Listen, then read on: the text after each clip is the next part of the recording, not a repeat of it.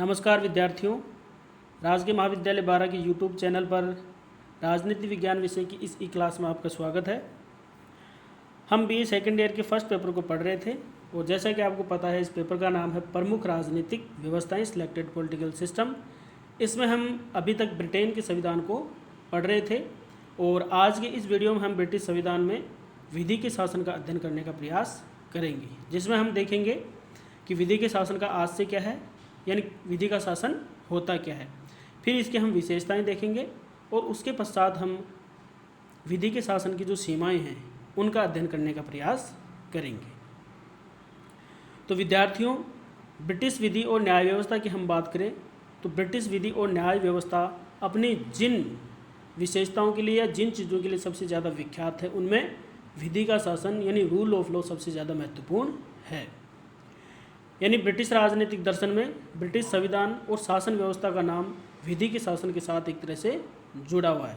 विधि के शासन की हम बात करें तो विधि के शासन का मतलब है कि ब्रिटेन के शासन का संचालन किन्हीं विशेष व्यक्तियों की इच्छा के द्वारा नहीं होगा, बल्कि ब्रिटिश शासन व्यवस्था का संचालन विधि के द्वारा किया जाएगा।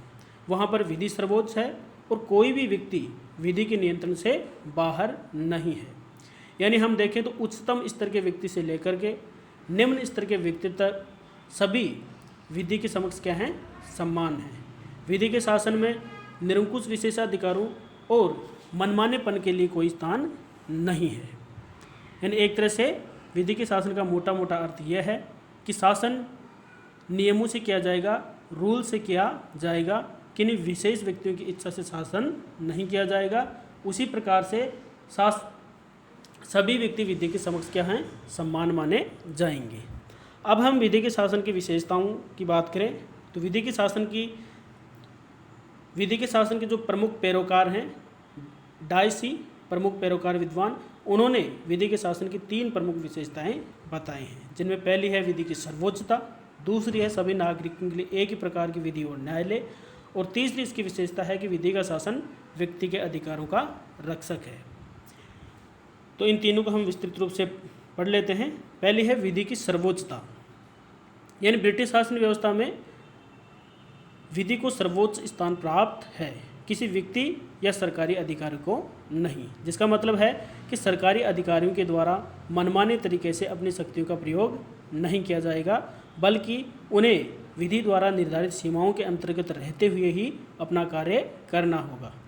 प्रशासन की हम बात करें तो प्रशासन के सभी कार्यों के लिए ज़रूरी है कि उनके द्वारा किए जाने वाले जो कार्य हैं वो कानून के अंतर्गत हो। दूसरा विधि के शासन की जो विशेषता है वो है सभी नागरिकों के लिए एक ही प्रकार की विधि और न्यायालय। यानी विधि के शासन का दूसरा और सबसे महत्वपूर्ण अर्थ यही है कि सभी व्यक्ति, चाहे उन्हें कोई भी पद या स्थिति क्यों न प्राप्त हो, विधि की दृष्टि में वे क्या हैं, सम्मान है। उनके लिए एक ही प्रकार के कानून और एक ही प्रकार के न्यायालयों की स्थापना की गई है ब्रिटेन के अंदर। प्रत्येक व्यक्ति राज्य के साधारण कानून के अधीन और साधारण न्यायालयों के न्याय क्षेत्र के अंतर्गत होंगे। इसलिए इस संबंध में डायस ने कहा है कि हमारे लिए प्रधानमंत्री से लेकर एक सिपाही या कर वसूल करने वाले प्रत्येक कर्मचारी का दायित्व प्रत्येक ऐसे कार्य के लिए जो कि कानून के अंतर्गत मान्य है उतना ही है जितना कि किसी साधारण नागरिक का। तीसरी विधि के शासन की हम विशेषता की बात करें तो वह है कि विधि का शासन व्यक्ति के अधिकारों का रक्षक है। यानी ब्रिटेन में संविधान में मौलिक अधिकारों की कोई व्यवस्था नहीं की गई है, लेकिन इसके बावजूद मौलिक अधिकार वहाँ के नागरिकों को उपलब्ध हैं और विधि के शासन के द्वारा इन मौलिक अधिकारों की और स्वतंत्रताओं की एक तरह से क्या की जाती है, रक्षा की जाती है। अब हम देख लेते हैं कि ब्रिटेन में विधि का शासन तो है, लेकिन विधि के शासन की कुछ वहाँ पर सीमाएं भी हैं। यानी ब्रिटिश संविधान की हम बात करें, ब्रिटिश संविधान और शासन पद्धति वहाँ पर सिद्धांत और व्यवहार में काफ़ी अंतर पाया जाता है और यह बात विधि के शासन पर भी लागू होती है, क्योंकि सैद्धांतिक दृष्टि से तो ब्रिटेन में विधि का शासन पाया जाता है और विधि के शासन के अनुसार प्रत्येक नागरिक कानून की दृष्टि में क्या है, सम्मान है। यानी राजा से लेकर निर्धनतम व्यक्ति तक सभी विधि के नियंत्रण में है और सभी के लिए एक ही प्रकार के कानून और एक ही प्रकार के न्यायालय हैं। लेकिन व्यवहार में हम देखें तो ऐसी कई बातें हैं जो विधि के शासन से वहाँ पर मेल नहीं खाती, यानी कई सारी ऐसी बातें हैं जो विधि के शासन के अपवाद हैं और जो कि विधि के शासन की क्या करती हैं, सीमाएं बनाती हैं। तो विधि के शासन की सीमाएं क्या क्या हैं, इनको हम एक एक करके इन 5 बिंदुओं में देख लेते हैं, यानी limitations of the rule of law. जिन्हें पहली विधि के शासन की जो सीमा है वो है अधिकारियों की विवेकात्मक शक्ति,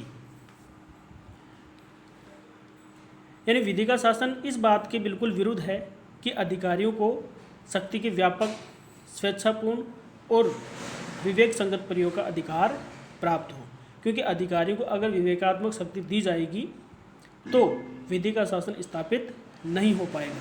लेकिन ब्रिटेन में विधि के शासन की व्यापक व्यवस्था होने के बावजूद अधिकारी वर्ग को बहुत सारी विवेकात्मक शक्तियाँ प्राप्त हैं जो कि विधि के शासन के एक तरह से सीमा निर्धारित करती हैं।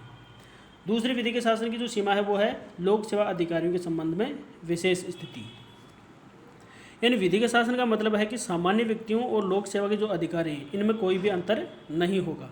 लेकिन ब्रिटेन की हम बात करें तो ब्रिटेन में लोक सेवा के जो अधिकारी हैं उनको एक सीमा तक विशेष स्थिति प्राप्त है, यानी सामान्य नागरिकों की तुलना में उनको विशेष स्थिति प्राप्त है।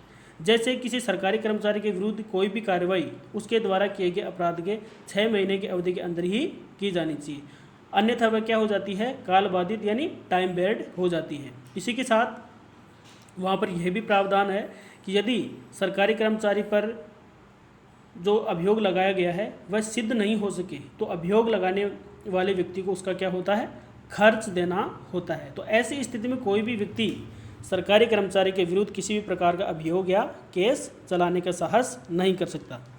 तो इस तरह से सरकारी अधिकारियों को जो ये विशेष स्थिति दी गई है वो विधि के शासन के एक तरह से क्या है, विधि के शासन को सीमित करती है। तीसरी विधि के शासन की जो सीमा है वो है प्रदत्त व्यवस्थापन, जिसको हम डेलीगेट लेजिस्लेशन बोलते हैं। डेलीगेट लेजिस्लेशन वैसे तो सभी शासन पद्धतियों में वर्तमान समय में प्रचलित है, क्योंकि वर्तमान समय में राज्यों के कार्य बहुत ज़्यादा बढ़ गए हैं, जिसके फलस्वरूप कानून निर्माण का जो कार्य है वो भी बढ़ गया है। इसलिए व्यवस्थापिका के द्वारा अपने कानून निर्माण की शक्ति का एक बड़ा भाग वर्तमान समय में कार्यपालिका को दे दिया गया। यानी कानून निर्माण का कार्य वैसे है व्यवस्थापिका का, लेकिन वर्तमान समय में व्यवस्थापिका के पास में कार्य ज़्यादा होने के कारण वह कार्य कार्यपालिका को दे दिया गया और इसी को प्रदत्त व्यवस्थापन या डेलीगेट लेजिस्लेशन कहते हैं। तो ये जो डेलीगेट लेजिस्लेशन है वो विधि के शासन को सीमित करता है, क्योंकि विधि के शासन का मतलब यह है कि प्रशासन का प्रत्येक कार्य या तो सामान्य कानून या संसदीय कानून के द्वारा होना चाहिए। लेकिन डेलीगेट लेजिस्लेशन की इस व्यवस्था के अंतर्गत प्रशासन स्वयं द्वारा निर्मित नियमों के अनुसार ही कार्य करता है और प्रदत्त व्यवस्थापन की इस व्यवस्था ने विधि के शासन को एक तरह से क्या है, सीमित किया है। चौथा विधि के शासन की जो सीमा है वो है प्रशासनिक नियम और न्यायालय। यानी वर्तमान समय में ब्रिटेन में अलग अलग कार्यों के लिए अलग अलग प्रशासनिक नियम और न्यायालय स्थापित कर दिए गए हैं। जैसे वर्तमान समय में संसद ने वहाँ पर राष्ट्रीय बीमा अधिनियम, मकान अधिनियम, किराया अधिनियम, सड़क यातायात अधिनियम आदि अनेक कानून और न्यायालयों की स्थापना की है, जिससे भी विधि का शासन एक तरह से क्या हुआ है, सीमित हुआ है। इसके अलावा अन्य सीमाओं की हम बात करें तो अन्य में जैसे ब्रिटेन का सम्राट विधि के शासन को क्या करता है, सीमित करता है या विधि के शासन का एक तरह से अपवाद वहाँ पर कहा जाता है। क्यों कहा जाता है? क्योंकि ब्रिटेन के सम्राट के विरुद्ध किसी भी न्यायालय में कोई भी अभियोग यानी कि केस नहीं चलाया जा सकता। इसी प्रकार उसे किसी भी न्यायालय के सामने पेश भी नहीं किया जा सकता। तो इस प्रकार से सम्राट अपने विशेषाधिकारों का प्रयोग करने में वहाँ पर क्या है, स्वतंत्र है, जो कि विधि के शासन की एक तरह से क्या है, सीमा है। इसी तरह से विदेशी शासक और राजदूत हैं वो भी ब्रिटेन में विधि के शासन को सीमित करते हैं, क्योंकि विधि का जो शासन है वो विदेशी शासकों और राजदूतों पर लागू नहीं होता। और देश के कानून का उल्लंघन अगर ये करते हैं कौन, विदेशी शासक और राजदूत, तो उन पर किसी न्यायालय में अभियोग या मुकदमा नहीं चलाया जा सकता। इसी तरह से वहाँ ब्रिटेन में जो गृह मंत्री है उसके द्वारा भी विधि का शासन सीमित होता है, क्योंकि गृह मंत्री को ब्रिटेन में यह अधिकार है कि वह किसी भी विदेशी नागरिक को ब्रिटिश प्रजा होने का प्रमाण पत्र दे सकता है। यानी ब्रिटेन का जो गृह मंत्री है वो किसी भी विदेशी नागरिक को ब्रिटेन की नागरिकता प्रदान कर सकता है। तो इस तरह से इसके द्वारा भी विधि का शासन क्या होता है, सीमित होता है। इसी तरह से वहाँ पर जो सैनिक दल के सदस्य हैं उन पर भी विधि का शासन लागू नहीं होता, क्योंकि सैनिक दल के सदस्यों पर सैनिक विधियों का नियंत्रण होता है, यानी उन पर सैनिक विधियाँ लागू होती हैं, जिससे कि विधि का शासन एक तरह से क्या होता है, सीमित होता है। तो इस तरह से ये सारे तथ्य ब्रिटेन में विधि के शासन की सीमाएं निर्धारित करते हैं, यानी इन सब चीज़ों से ब्रिटेन में विधि का शासन एक तरह से क्या होता है, सीमित होता है। तो इस तरह से आज हमने ब्रिटिश संविधान के अंदर विधि के शासन यानी रूल ऑफ लॉ का अध्ययन किया। तो आज की वीडियो में इतना ही। धन्यवाद।